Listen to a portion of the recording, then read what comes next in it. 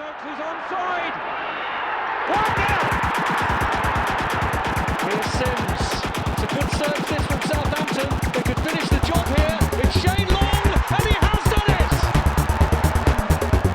Dominic this time. This is.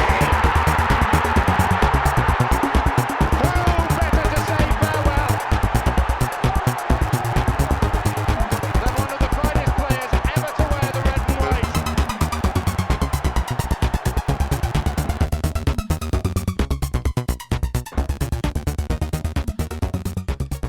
Hello and welcome, ladies and gentlemen. It is episode 103 of the Saints FC podcast. And this week I am joined by Tom Parker, and just Tom Parker. We can relax. We haven't got any guests in the room tonight, Tom, just me and you. We've not got any people who know what they're talking about and are going to make us look a bit silly. No, there's no need to blag anymore, Tom. We can just revert to normal types. So all the listeners, you can breathe a big sigh of relief. You've got me and Tom tonight to cover what I think I'm calling the title race episode. Oof. Yeah, Quite a fruity name. It is quite a fruity name, but you know, seeing as we're only 2 points off the top of the table, why not? Tottenham and Liverpool have got to play each other on Wednesday. Yeah. Leicester at some point are gonna lose a match, I'm sure of it. So you know, all we have to do is just win all of our remaining games, and then it's all totally in our hands. Hey, look, what is it? 7 out of 10 wins now. Nothing's impossible here, John. Yeah, no, it's a good position to be in, isn't it, Tom? Yeah, I mean, my biggest worry this week actually is about a work meeting overrunning. So, I mean, I've got to go to a Board of Governors meeting on Wednesday. I say go, not physically, but yeah, we've got a Board of Governors meeting, an extraordinary meeting to discuss the financial accounts audit, which I've got to join at 25 minutes past 5. And Tom, I don't know if you've ever been in a higher education Board of Governors meeting. Probably not, haven't, John. But they tend to go on and on and on. So there's a real threat of clash here with our game against Arsenal. And I'm just trying to work out, I don't think any of my colleagues listen to this podcast, but I'm just trying to work out, you know, how safe am I going to be able to have, you know, one screen on that and the other screen on the financial audited accounts. And I mean, I think I'd have to be going back to like the France 98 World Cup when I jumped up and cheered in a maths lesson, listening to an England game on my kind of like little pocket radio in the back of the class, and got detention for that. So, yeah, I don't know. No. I was in a meeting in Seattle, watching the Saints Liverpool League Cup semi-final surreptitiously when Shane Long scored the goal that obviously plays such an important part in the credits for this podcast, and I sort of did a sort of yes! And I think people thought I was having like kidney stones or something. So this is back in the days when you had meetings in person, right, Tom? Yes, yeah. There was a thing called airplanes. You used to get on them. You used to go places. I mean, that just sounds mad, isn't it? Why on earth would anyone fly all the way from London to Seattle for a meeting? I mean, wow, it just sounds absurd, doesn't it? Those sweet air miles. Although I did go into the office, obviously not in Seattle, in London, just on Friday. So you know, really mixing things up a bit in this place. Yeah, well, and you've had the COVID, so I mean, I think we're going to pin this tier 3 squarely on you. I think that's a fair bet. Yeah. A disclaimer to listeners that Tom Parker certainly did not go out whilst he was still presenting symptoms of the coronavirus, and he did follow the government guidelines regarding isolation. Absolutely, and I'd encourage everyone to do the same. Okay, anyway, well, I mean, let's get off work meetings and actually give us a shout, you know, saintsfcpodcast@gmail.com. If you're listening to this kind of whilst you're in a work meeting, do let us know how you listen. I know some of you like to jog whilst listening. Lots of people walking the dogs. Commuting is the obvious one, but I suppose if you're not commuting, how do you squeeze listening to the podcast in these days? Maybe you just don't, in which case you're not listening to this, you won't be emailing in. But if you are listening, do let us know. Right. I mean, we wouldn't have done all of that nonsense, would we, if we'd had a serious football journalist with us today, Tom? So wouldn't have been allowed. Yeah, and you know, with the silliness being back, we also had 2,000 fans back at St Mary's. Yes. And you know what? It sounded really good. Like, this is the weird thing. So I think kind of in the build-up to all of this kind of lockdown and everything, you never really... Well, I mean, you appreciate the fans in a stadium when it's like got an amazing atmosphere and stuff like that. But I don't know if people were necessarily savouring those moments. And actually, even with 2,000 fans in, I thought that St Mary sounded good. I mean, there was a great rendition of "Oh When the Saints" just before kick-off. You had the humour that we were talking about in last week.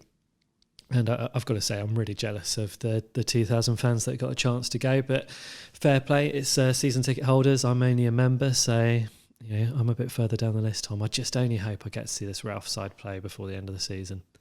Absolutely. Well, yeah, I think you're right. The sound was great. We spoke about this, didn't we, in the Brighton game, in terms of having 2,000 committed fans is actually gives you a real atmosphere. But I think as well, perhaps more so now, is with the lockdown, the games being played behind closed doors, and maybe people watching more Saints games than they would have normally. I think there was a negativity at St Mary's, wasn't there, John, with around the passing around between the centre backs and passing back to McCarthy. But now, obviously, everyone knows that this is our game, so people aren't getting on their back. So maybe there's that as well, that they know that the team knows what it's doing. So if the team goes back to McCarthy and then passes out to Romeo, he goes back to McCarthy, don't moan, because it's all just waiting for that perfect moment. They're just doing their thing, isn't it? Absolutely. Yeah.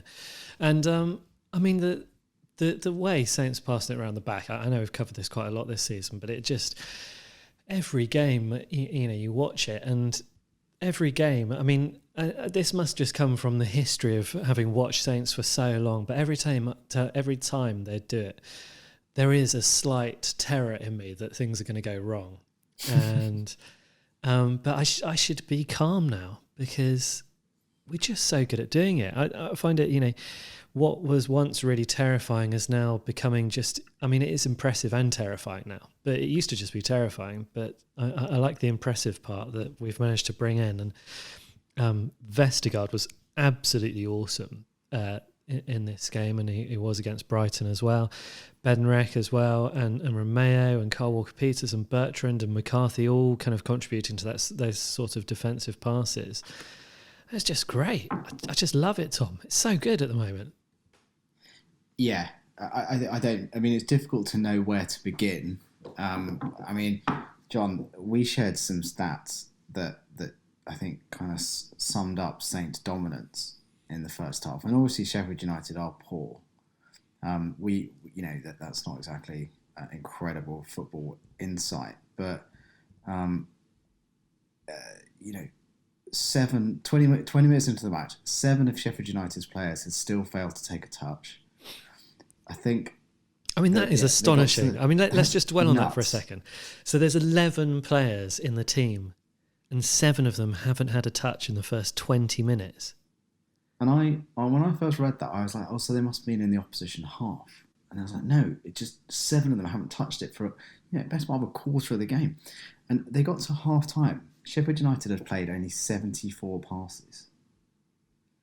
I think I moaned a bit last night, John, about match of the day, and about they kind of just did a very perfunctory, sort of brief summary, really, of the Saints game.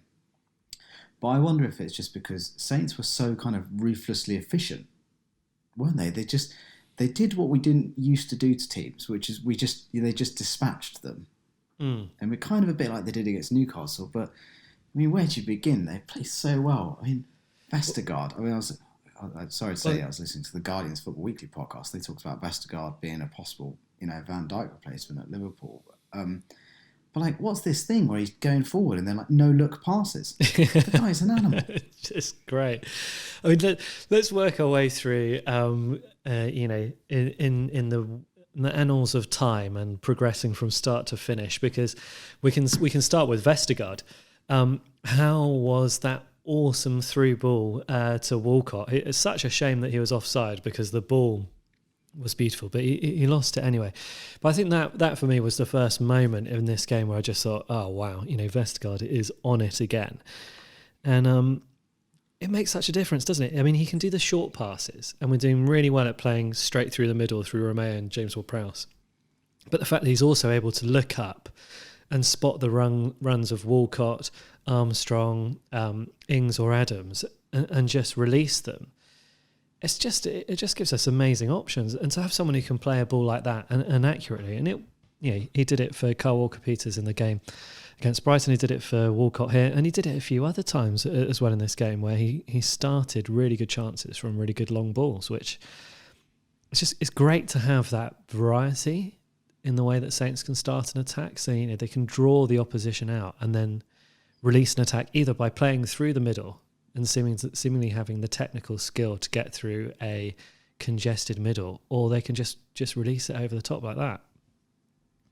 Yeah, I imagine that he's kind of like a rogue element, isn't he? It's almost like you can imagine that you would be Chris Wilder and you would set your team up to do a particular thing, but what do you anticipate probably kind of long balls over the top from a centre-back from time to time, but what do you do if you've got a bloke who is actually really quite skillful on the ball, covers, because of his huge gait, covers about a third of the pitch in about 8 steps, and is equally comfortable, like I say, a long ball over the top or fizzing the ball into a forward. I mean, his confidence must be through the roof. And when you consider, I mean, he was taken off at half-time in the game that we do not speak the name, and what an incredible resurgence has there been in Saints' recent history, a player who's gone from zero to hero in such a rapid amount of time?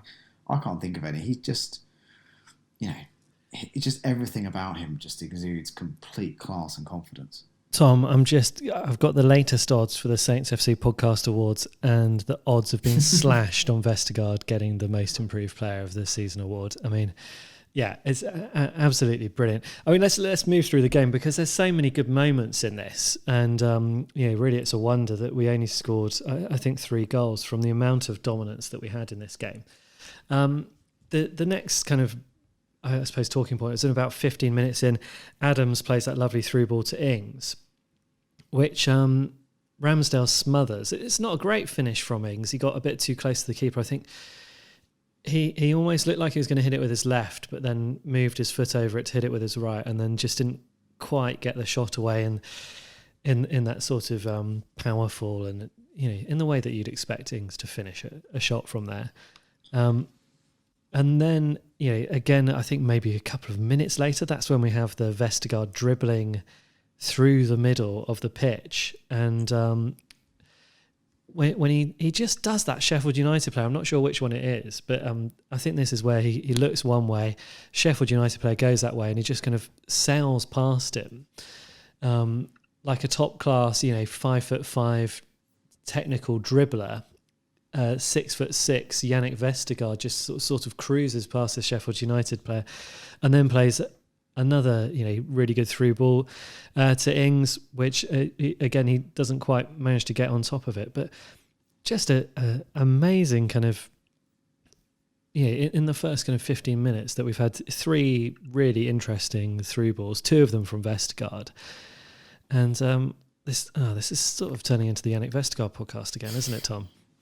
Yeah, but he's unusual. I mean, I hate to, you don't want to make the comparison, but it is a bit similar to Van Dijk in terms of just the confidence, a rare combination of kind of size and power, speed and grace. And I've been fortunate to watch a lot of Saints, like you have, John, over the last sort of 25 years or so, and I've, I know people don't like him, but I actually think Van Dijk's the best player I've ever seen play for Saints.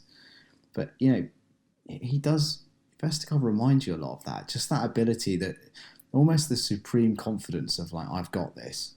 Right, that's the way he's playing right now. Like, you don't need to worry. I'm here. I'm going to sort this out. But then also I'm going to give you a complete new dimension attacking-wise. If you look at the whole team's improved, but him and I would say Romeo have just gone up not just 1 or 2 levels. They're just a different class to what they were. Yeah, I mean, I'd have been quite pleased for us to sell Vestergaard to Leicester in the summer. I wouldn't have given it 2 seconds thought, really. And now he seems pretty much critical to the side. He's doing a wonderful job. I mean, I get the comparisons to Van Dijk, but I don't think Vestergaard is that similar to Van Dijk. I think Van Dijk is a bit more of an athletic player, a bit quicker. And this is one of the things that we were trying to pick out last week as well, was just trying to work out what Vestergaard has done with Alex Stewart from Tifo, because he's not the quickest Vestergaard, and he wouldn't be because it's a really big frame that he's got to get moving. But he's clearly using his brain, I think, a lot more, quicker in the mind, which makes sure that he's in the right place at the right time. And again, he nearly was with a header from a James Ward-Prowse corner, just shy of the top corner, and he looked really, really upset with himself, Vestergaard, which, as a central defender, being upset that he hasn't got his 4th goal, in sort of early mid-December, it's quite impressive, isn't it? Yeah, well, I think he's since this ridiculous stat, since the 1st of November or something, he scored more goals than Arsenal. But yeah, I mean, he's entitled to be annoyed, isn't he? Because obviously he's, we spoke about this before, John. You talk about footballers are obviously, like all of us, I guess, confidence-based individuals. And he's obviously feeling that Ward-Prowse is going to find him. From those corners, a statistically significant amount of the time, Ward-Prowse will find him. Now, he is taller than anyone else on that pitch, so he should win the header. And obviously, he's annoyed if he's not at least getting them on target. I mean, the sort of palpable disappointment in the ground when Ward-Prowse only managed to lift that 30-yard free kick onto the roof of the goal kind of tells you something similar in terms of how far they've come and what people expect of them now, and also probably what they expect of themselves. Yeah, I mean, the level of expectation has gone up across the board there really, hasn't it? I mean, James Ward-Prowse, again, I thought he had a really good game, working really hard. Walcott, I thought was fantastic. Kyle Walker-Peters, brilliant again. And in some ways, it was more of a mystery that we didn't manage to turn what was quite exciting and scintillating play into more opportunities for goals after those first 20 minutes. Because I can't really think of any really clear-cut chances until we get up to the Adams goal, which again wasn't a hugely clear-cut chance in itself, was it? I mean, it's a James Ward-Prowse free kick. Unusually, a defender gets to it, Jagielka, but the clearance is pretty poor. And I think, was it Bednarek wins the header? Well, he doesn't win the header. It bounces off his shoulder. Oh, yeah, that's right, yeah. He kind of misses it, doesn't it? But it hits him. Yeah, he misses the ball and it pings off his shoulder. And I think Adams just obviously reacts and anticipates it faster than anyone else. Also, kudos to Adams for celebrating. I think, I like that. You don't see enough of that. But it was a sloppy goal. But that's what, are you saying that because he's an ex-Sheffield United player? Yeah. I thought that might have been a dig at VAR, Kudos for him celebrating in a world where, you just don't know if you've ever you scored. just don't bother until a bloke in Stockley Park says you can. Yeah, but I guess it's exactly the kind of goal that Adams is there for, isn't it? Which sounds condescending, but again, the players know what they're there to do. And Ings obviously has that license to, shoot from outside the box more, whereas Adams is probably, getting the kind of scruffier goals that we expect probably of Ings in his sort of loan spell at Saints. But they needed the goal because they dominated without really breaking through.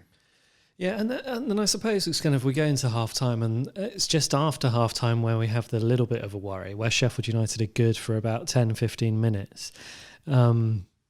Again, going to mention Vestergaard. I remember him making a really good tackle, and that Sheffield United had a corner there. I think Egan headed it over the bar. Yeah, John Egan, yeah. But that was it really. I mean, I suppose they managed more than their 72 passes, I think, in that 15-minute spell, and then it was pretty dire from Sheffield United again. Saints were totally back in control. When Stuart Armstrong gets his goal, which again, good play from Kyle Walker-Peters. Romeo kind of doesn't quite get it, but then wins it back. Gets it to Armstrong, who takes it up, has a nice little exchange with Danny Ings, and then he looks like he's found the far corner. Before, was this one Jagielka? Kind of gets his foot in the way and then takes it the other way past Ramsdale. So it felt like a bit like a lucky goal, but I think Stuart Armstrong's shot might have been going in anyway. When you're down, aren't you? And when you teams like in Sheffield United position concede goals like that, the sort of horrible slight deflection that rolls agonisingly past the keeper. I thought Danny Ings was offside when he picked the ball up, and I thought they were going to disallow it for that. But I think Sheffield United threw everything at Saints, didn't they? They changed their personnel. They put Basham on the right side to try and pin down Bertrand. They kind of threw everything at it, and you thought, well, obviously they kind of have to. They're going to have to score, because if they don't, they're going to tire and they're going to lose their confidence. And it was a well-worked goal from Saints. And again, it's kind of Armstrong popping up in a place. He's a wide player popping up in the D, just like he did for his goal against Newcastle. I think Armstrong's probably not reached the heights that we would expect of him. But again, it shows the contribution. It's his second goal already this season, and it was another great example of Saints spreading the goals around the team. Yeah, it's really nice to see that. And it was another goal from outside of the box, which is becoming a thing for Saints, isn't it? I mean, this is another good stat. So only 3 players have scored 4 or more goals from outside of the box in 2020, and this is in the whole Premier League. Who are those 3 players, Tom?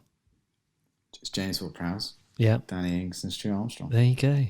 The top nuts, 3 outside of the box goal scorers in 2020 are all Southampton players. Yeah, I mean, it's funny, isn't it? Because I would have thought Ralph's style of football is, you play the percentages, which I think is, obviously why you're encouraged to win the ball back high up the pitch and shoot quickly. But also shooting from outside the box, obviously statistically, is probably less likely to go in. But, you pointed this out absolutely, John, with James Ward-Prowse. The XG on a free kick is always very low, isn't it? Yeah. But obviously with him, he scores an abnormal number of free kicks. And Armstrong, he strikes the ball lovely. I mean, his goal against Palace last season was fantastic. Yeah, I mean, that was a real beauty of a goal. Funny enough, I've been thinking about this, because when I think of Saints, I don't think of them as a team that are taking loads of pot shots from outside the box and loads of flair players trying to curl one in. Like, I don't know, if you had Philippe Coutinho in the side, you'd expect him to get 4 or 5 goals from outside the box in the season, because he'll have 2 or 3 goals in every game that he plays in.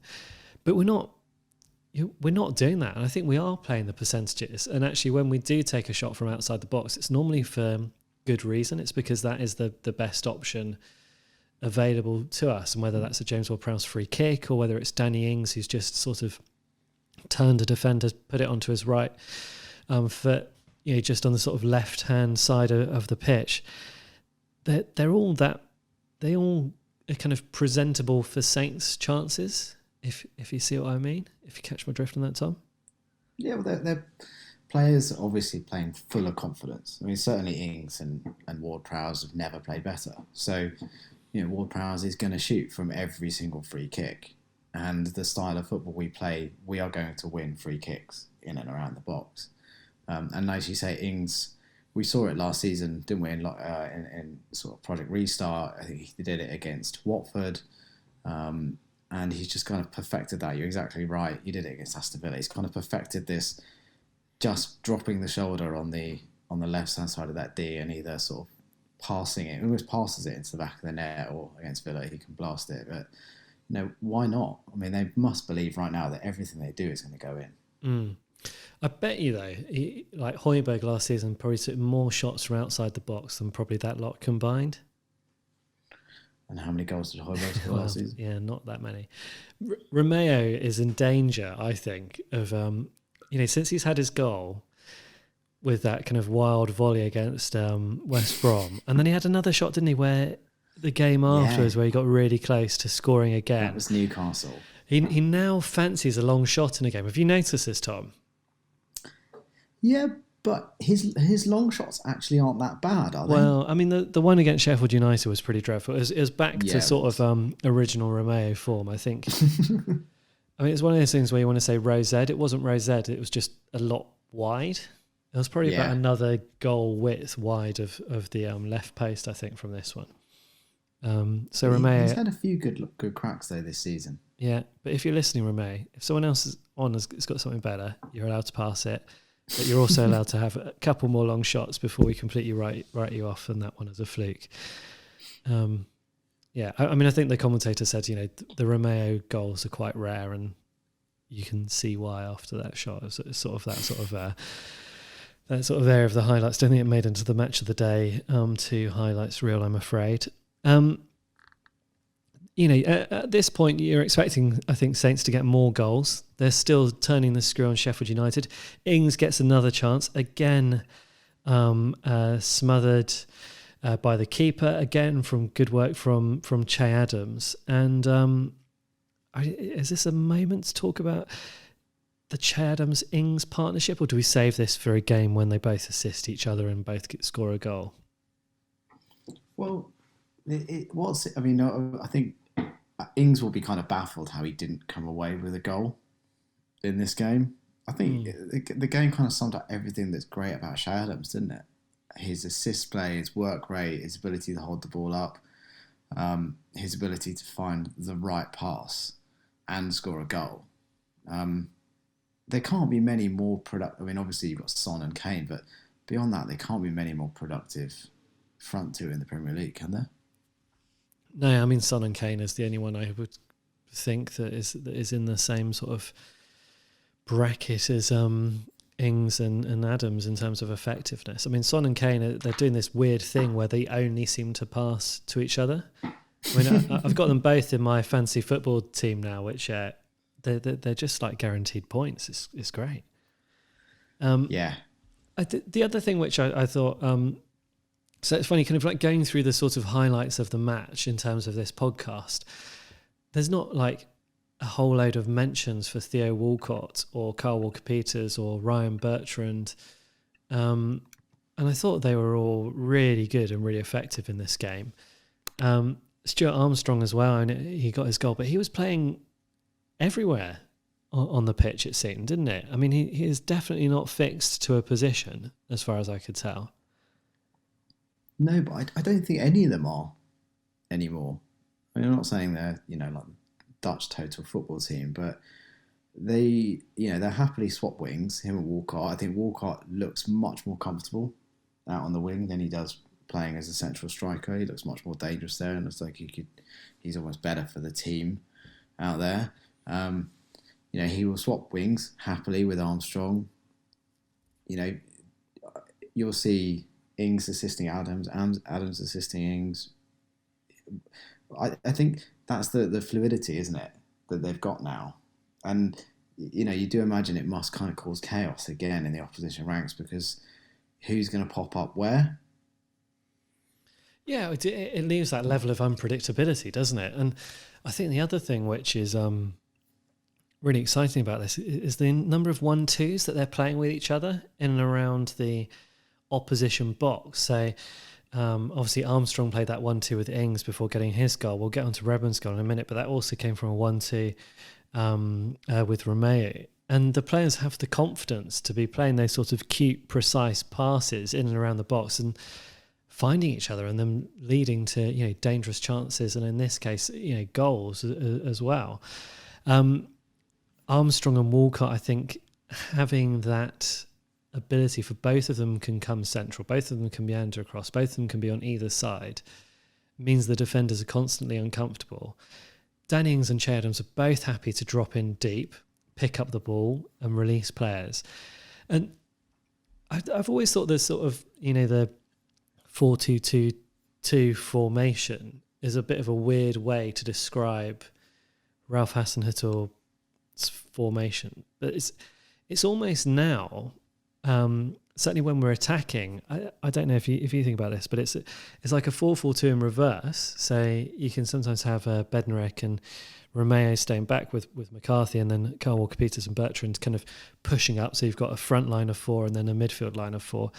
And then other times it's almost like a 4-2-4 with the 4 of them playing quite flat across the top. I mean, if you go on the Saints website and watch the highlights, that first Vestergaard ball through to Walcott, you'll see all 4 attacking players in a line together attacking that long ball.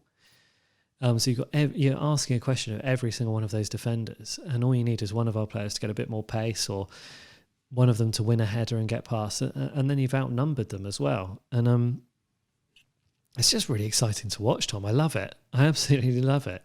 Yeah, but it's we've spoken about this before. It's not a sort of incredible insight from us, but this attacking the red zone for Saints, overloading players, and Saints just seem to have worked incredibly hard at getting it right. And I thought, I don't know if you've read the Kyle Walker-Peters interview in The Guardian. Yeah, I did. It's a very interesting one, actually. Very interesting, but he comes across as a very bright, intelligent, balanced young man. And in that, he talks about the system. He talks about how well the players know the system. And he talks about the press. And you hear players refer to it, but I've not seen a player talk about it so explicitly, that basically the press is set by the 2 forwards. So if they decide to press, that's when the rest of the team presses. If they don't, the rest of the team will hold back. So obviously it shows the importance of Ings and Adam, and then obviously Walcott coming in and getting it straight away. I just thought it was a really interesting snippet in terms of just seeing how Ralph has set them up. I mean, I did notice that in the interview as well. I mean, it was with Jonathan Lee. There's perhaps the next journalist we should set our sights on to get on the podcast. The best sports writer in the business. There we go. You've heard it here.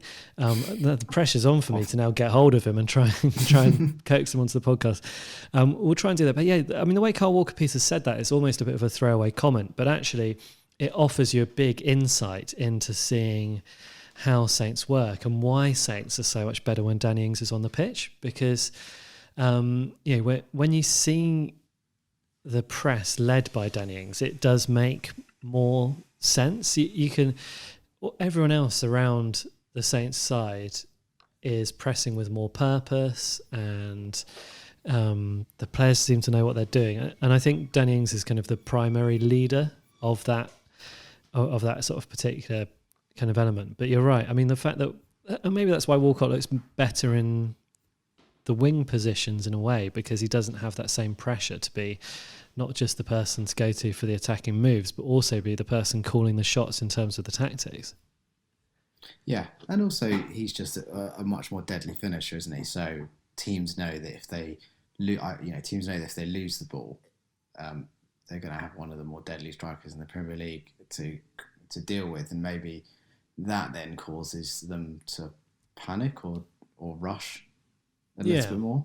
Yeah, I'd agree with that. Probably, Adams, for all his talents, is not a finisher like Ings, and Walcott definitely isn't. So I imagine it just gives a little more spiciness to the press. I think as well, the way Ings runs, it's almost like he doesn't look like he's running fast, and then suddenly there's a bit of an acceleration. You're like, oh, I'm in trouble here. It's how I almost watch defenders and keepers. They look up, see Ings. He doesn't look like he's bothering them, and then suddenly he's just like right there. Didn't Carl write a really interesting article about Danny Ings' running style? He did. I mean, he'd have to go back. I mean, that was quite early on last season, I think, when it was quite difficult to find anything positive to write about Saints apart from Danny Ings. So, Carl had to go deep into every single element of his game. But yeah, you're right. There is an interesting element to how Danny Ings runs, which is worth kind of digging back through. I suppose one of the other good things that we probably noticed was that our bench seemed pretty strong, which I think that's kind of, in terms of the title race, that's Saints' biggest flaw, isn't it? Is squad depth, in the fact that we don't have loads and loads of players that we can turn to. And you do notice a difference when Danny Ings is out, although we've managed to maintain our place in the top four despite his long absence. But having Nathan Redmond come on for Theo Walcott was a really great addition. He had a lot of energy. He had a point to prove. And within a few minutes, he'd scored an absolute beauty of a goal. I really, really enjoyed this one. We have a sort of rare James Ward-Prowse free kick that misses everyone. Ends up over on the far side of the pitch. Nathan Redmond just goes and collects it.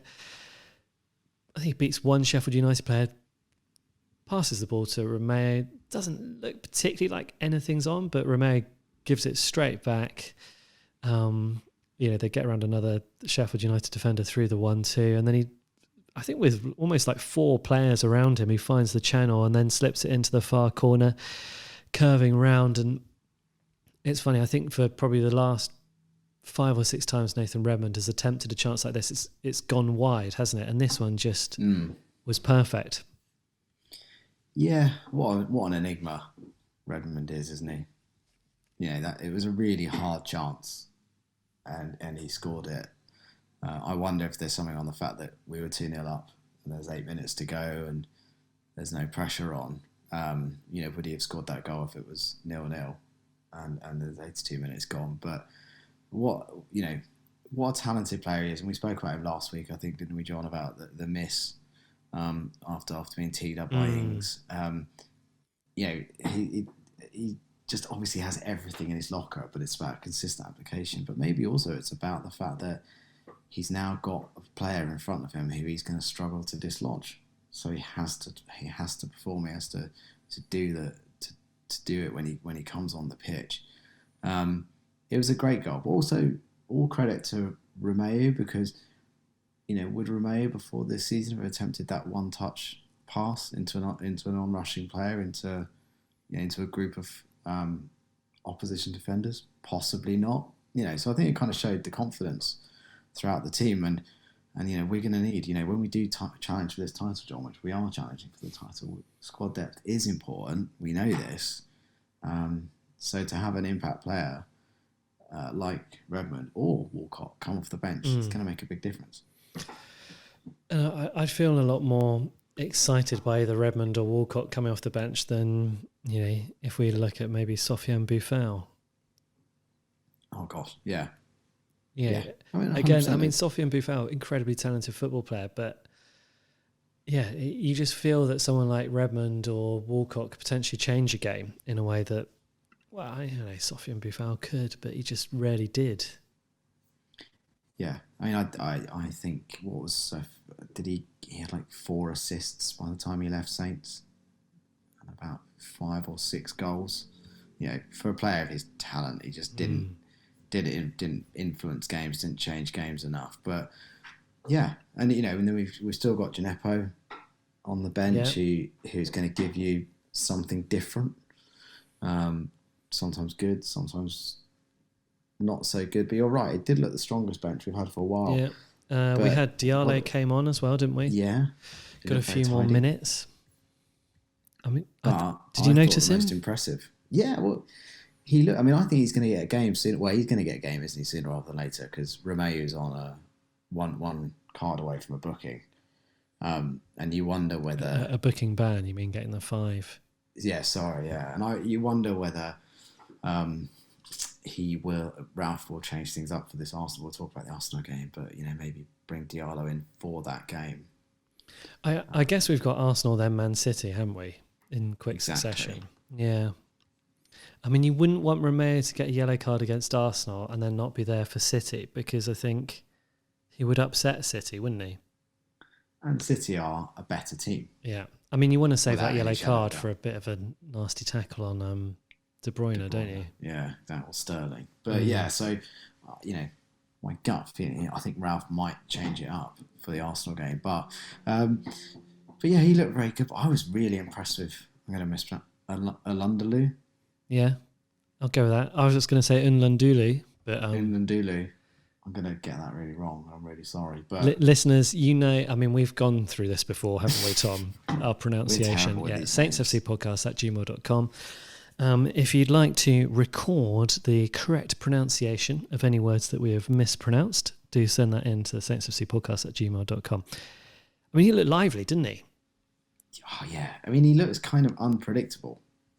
And it's interesting, that would have been Omofemi last season. Yeah. Omofemi nowhere near this team. But yeah, Alondelu looks full of energy, gets the press, looks like he, would cause a bit of chaos. I thought he looked really good. And I thought he's obviously now, Long wasn't even on the bench. So he's obviously the third, is he now the third striker? You'd argue that Long's fall as he's maybe not the player that he once was. So, is Dan and Alondelu the future? I mean, it is interesting. I mean, the bench was notable from its absence of Shane Long, and perhaps, I don't know, Ralph has been listening again. I mean, when he heard you, Tom, say that Shane Long is the answer to yesterday's question, I think we can all see it. I think we all want Shane Long to be something that he's never quite going to be. But how old is he now? He must be, 33, 32 years old, something like that? I think, which is quite old. But then, I say that, I'm quite old for a footballer. Obviously, he keeps himself super fit, but you do wonder whether Ralph is sort of thinking, well, I need players that next season or in 2 years' time can be here and be part of a future of a club. And I'm sure Long, brings huge amounts, by all accounts, off the pitch. Brings a huge amount of professionalism and dedication and leadership off the pitch. So it's not that I don't think he has a future at Saints. He clearly does, because they gave him a 2-year contract extension. But it's obviously just that the way we're playing right now, Ralph obviously feels that Alondelu, I think it's probably the fourth different way I've pronounced it since we started talking about him, as Jay just offers us more.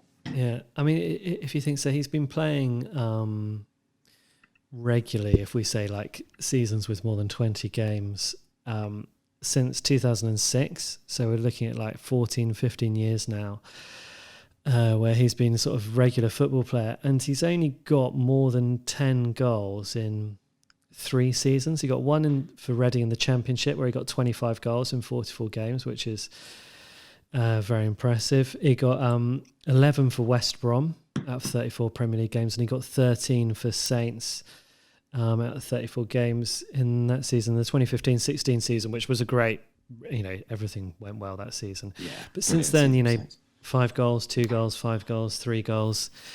He's not doing the kind of critical things, is it? I mean, I know Shane Long's game is not all about goals, but because we're not hitting the ball long in the way where we're kind of sort of hit and hope and then let the strikers fight for it, we're now hitting a long ball where you've got either Theo Walcott or Stuart Armstrong running into space, from a Vestergaard through ball, rather than a kind of hit and attack the ball, which I think Shane Long is absolutely brilliant at.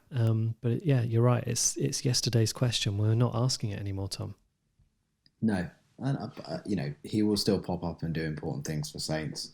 And I'm a massive Shane Long fan. I think he's brilliant to watch, and he's a brilliant player. And there's a reason why he's never been, like you say, John. Apart from that one season with Reading, he's never been a prodigious goal scorer. But look at the managers. Koeman saw something in him. Ralph sees something in him. So there's obviously a player there that managers want in and around their squad. Yeah, definitely. So, Tom, I mean, that brings us to the conclusion for a fairly simple 3-0 victory against Sheffield United. Sheffield United 1 point this season so far. I mean, that is absolutely dreadful. Really interesting article in The Athletic about Chris Wilder. Well, I say it's about Chris Wilder. It's actually more about Dave Merrington and the way that he instills a particular attitude in the young youngsters when he was managing the youth team setup. So, I mean, do look out for that. It's out, I think, on It's a Friday good or read, Thursday. Yeah. Well, on that note, who was the guy doing Solent's commentary with Alex Crook? No, not Alex Crook, with Alan Blackmore. I don't know. Dave Mason didn't do the commentary. No, he didn't. It sounded like he'd won a competition, that guy. Do you think? I thought he sounded like he might be Scandinavian. I don't know who he was. I probably just really insulted someone. Yeah. I did, but I don't know. Anyway, sorry. Tom, do you want to do a very, very quick bit of Googling? Let's see if you can find out. Let's see. And what I might do at this point, whilst you're Googling, I'm going to read out the top. Let's go the top 5. Why not? It's top 5 in the league. Tottenham Hotspur played 12, 25 points. Liverpool played 12, 25 points. Leicester City played 12, 24 points. Southampton played 12, 23 points. And Chelsea played 12, 22 points. So there's your top 5. Probably worth noting that Manchester United and Manchester City have both got a game in hand. And Manchester United on 20 points and Man City on 19, which does mean that our game against Manchester City next weekend is important. But I mean, it's just great to read out the Premier League table and be, instead of worrying about what West Brom or Fulham or Sheffield United are doing on any weekend.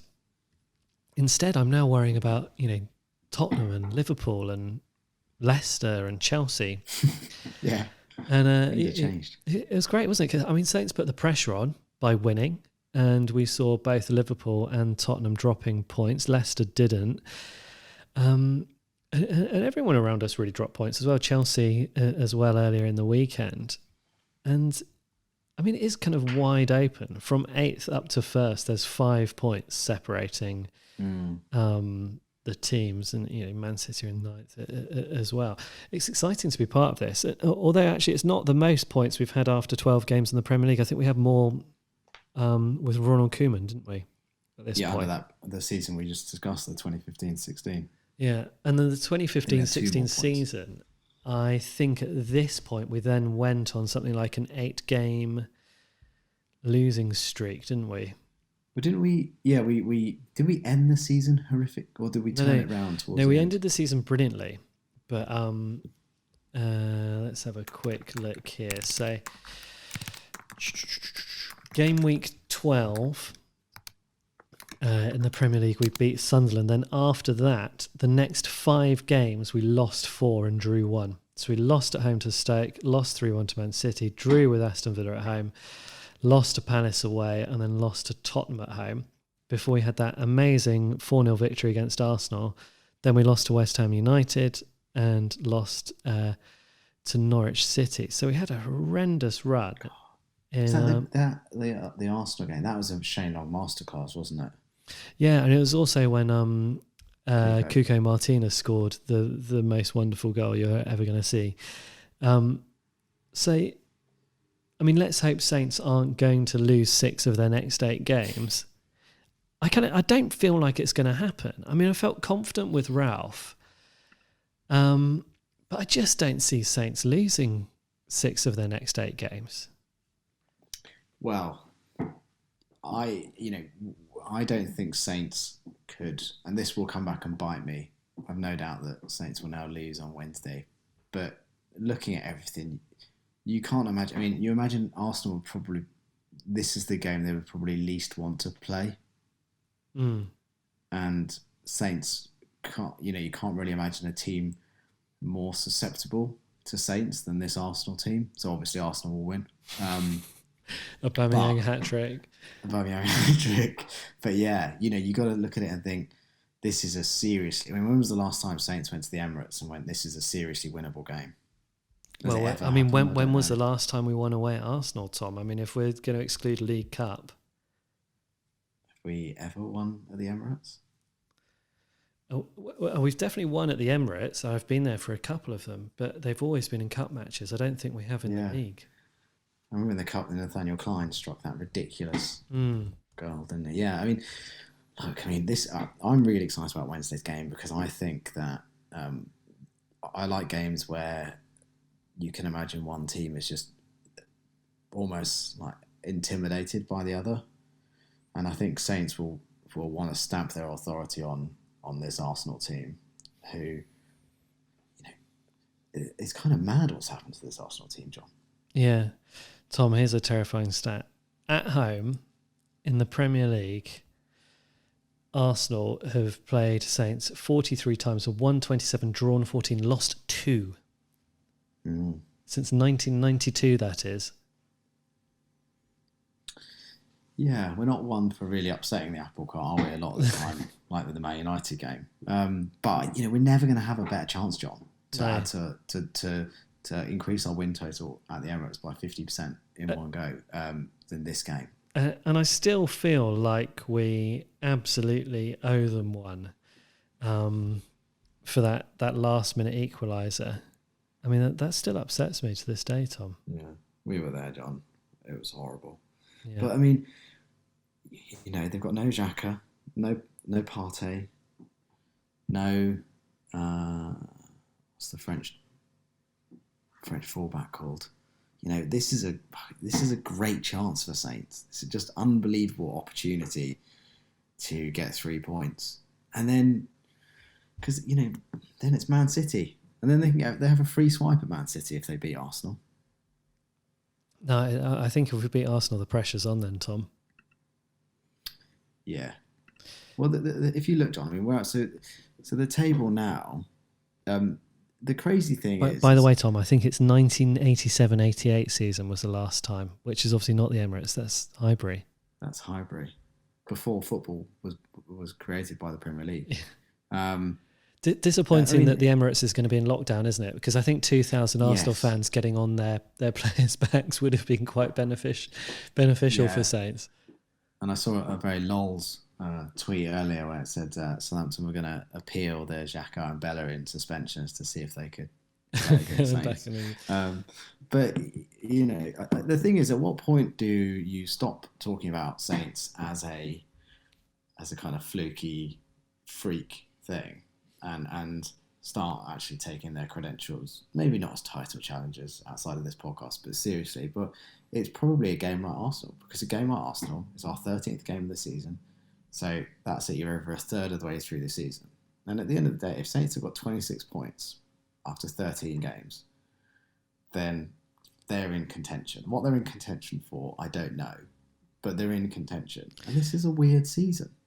I mean, I think the point where perhaps where people might start taking Saints seriously would be if we were to win against Arsenal and follow that up with a win against Man City, which I don't think is the most likely outcome of the next 2 games, but it is an outcome which is certainly well within the realms of possibility. Then we would be on 29 points after 14 games, and we would probably be there or thereabouts near the top of the table, probably sharing the spot with either Tottenham or Liverpool. And I don't know. I mean, probably it would be if we beat Liverpool and we're still up in the top 4. That I think that will be the point where people will start taking us seriously. January the 2nd, if we beat Liverpool and we're still in the top 4. Yeah, I think we the great thing is they'll fear no one. They look like this squad is getting stronger. We've got threats off the bench, and players like Diallo do look, in the short cameos they've had, they do look good enough. Obviously, we know Redmond is good. We know Walcott's good. They've got a really strong team. It's just really exciting, and also they've got a style of play which not many people can seem to really work out. Well, I think, you know what, I'm going to give Saints a bit more credit here. I think Saints, everyone knows what Saints are going to do when they play against them. But I don't think they know... I think Saints are doing it so well that even knowing what Saints are going to do isn't enough. You need to be good at doing something else to stop them. Well, didn't Chris Wilder say that they were amongst the best teams they played this season? Yeah. One of the best team. I mean, I think opposition managers don't say things like that willy-nilly. Bear in mind that Sheffield United have played Liverpool, and And look, why not dream a bit, Saints fans? Why not think about it? I mean, I was fortunate enough to go to Milan with my dad, and it was the best footballing experience of my life. If we can do that again next season, then it's fantastic for Saints. Whether we do it in Champions League, Europa League, either way, Intertoto Cup. Intertoto Cup, exactly, anything, the Milk Cup. However we get there, we just get there. But it's brilliant. Yeah. But also, there was a bit on Twitter, I think, of let's get a bit emotional. Of I don't know if you've seen this, John, of Ralph almost crying on the pitch. Yeah, I mean, he looked a lot more convincing than Matt Hancock when he pretended to cry in that interview. I mean, it's great. I mean, I don't know. I guess like lockdown has been weird and COVID has been weird, and Saints have been one of the real shining lights in a pretty crummy 2020 for a lot of people. And yeah, I mean, Ralph was visibly emotional and really trying not to kind of bawl his eyes out. And I don't know, Tom. I mean, I think when I get back to St Mary's eventually, if we're still in and around this position that we're in at the moment, I'm also going to be emotional. I cried watching Nativity on the BBC iPlayer, the other day. So I mean, film, I've got to say, like, tears come a lot easier. Have you're recently a father, Tom? Have you noticed that there's no control over what liquid comes out of your eyes after becoming a father? It's like there's a switch flicked for me. Well, I've cried at Saints. I cried when I was fortunate enough to be at the last game of the Dell. I cried when Matty scored that goal, and I've actually cried since then talking about that goal. I met a Saints fan in the Marquis de Granby pub in New Cross, where I live. We were watching the game against Everton where Tom Davies equalised, and I had a few too many lagers, and I started talking about that, and I cried. And my now wife was like, "You're a moron." So I've definitely got it in me. There we go. Well, there it is, fans. Here's for tears at football games. Hopefully Saints will make us cry with joy. I'm going to get onto an email, Tom. This one's from Christian Hinder. John and Tom, thank you very much for great podcasting. I'm a new Saints fan from Maryland, the United States of America. Started following the team in spring 2019, so really recent fan. So welcome to the fold, Christian. He's followed the Premier League for a long time, but never had a team that he's followed closely. Then his son began attending Southampton Middle School, so he figured they'd check the team out. This is one of the things, isn't it? Like, people support football teams for very, very strange reasons. And I'd like to know, if you've got a strange reason for following Southampton, saintsfcpodcast@gmail.com. The obvious way is obviously, people are born in the area, or that's the team that their dad supports. So there's normally a family link, but a lot of people don't have a family link or something obvious. And then they end up choosing a club through some random way. And, we have quite a few listeners. So there's going to be some of you out there who have got some odd ways that you've chosen Southampton. So do let us know. So Christian chose it because his son started attending Southampton Middle School. And now he pretty much never misses a match. And when they can't watch it on TV, they listen in on the radio. He loves the fact that the club's not one of the big money outfits, finds it hard to enjoy teams like the New York Yankees here in the United States of America. Ralph and his team play really exciting games. He said he found our podcast just before the restart this summer, and he's learned a ton, probably more to do with our guest, Tom. And he played a lot of football growing up, watched World Cups and MLS games for a long time, but getting into the team has taught him so much. And obviously football discussions not particularly prominent on the sports channels in America, so that's where we're teaching him something new. And he says, his historic Saints teams as part of the Ultimate 11 have been wonderful to hear about and helps him understand about how the game is played. He says, when Saints lost to Man United last week, I wasn't sure I could listen, but I did, and I really enjoyed the discussion. Wonderful to hear you guys talk about this team and encouraging, and not just to say they are awful. Hearing the crowd at the end of each episode is wonderful. Christian, you're now going to get to hear the crowd in real when you're watching the matches, which is so much better. And his son is totally into following the team too, despite having several American football jerseys. His Saints kit from last season is his favourite. There we go. Well, Christian, welcome to the podcast. He also says at this point, stay well. Sorry this was so long. Certainly don't read it on the podcast. So I fluffed that. But, there we go. Really nice to hear from you, Christian. Tom, what's your message to someone who's coming to the Saints from nowhere? Like 2019, they've started following. If people are just kind of like listening for the first time, I've noticed that our stats, we're picking up loads more listeners in America. So people stateside are starting to notice Southampton. What is it about being a Southampton fan or following this team? Don't just say brace. Let's try and be encouraging. Yeah, no, look, I think, there's a few things, isn't there? There's nothing better in football than seeing a young player come through, and the Saints are among the best for doing that.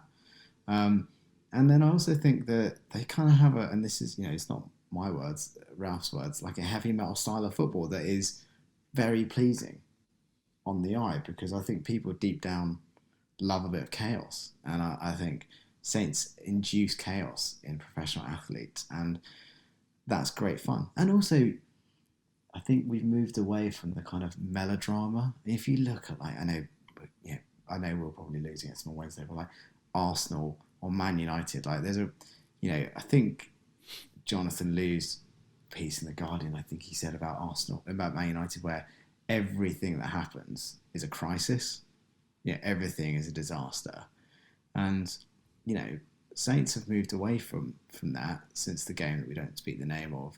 And are just kind of a really well run outfit. And also I think there's something quite encouraging for life in general, which is like, with Saints, which is, again, I'm going to get a bit over the top here, but it's like, if you work hard and you apply yourself, you can be better at doing things than you were before.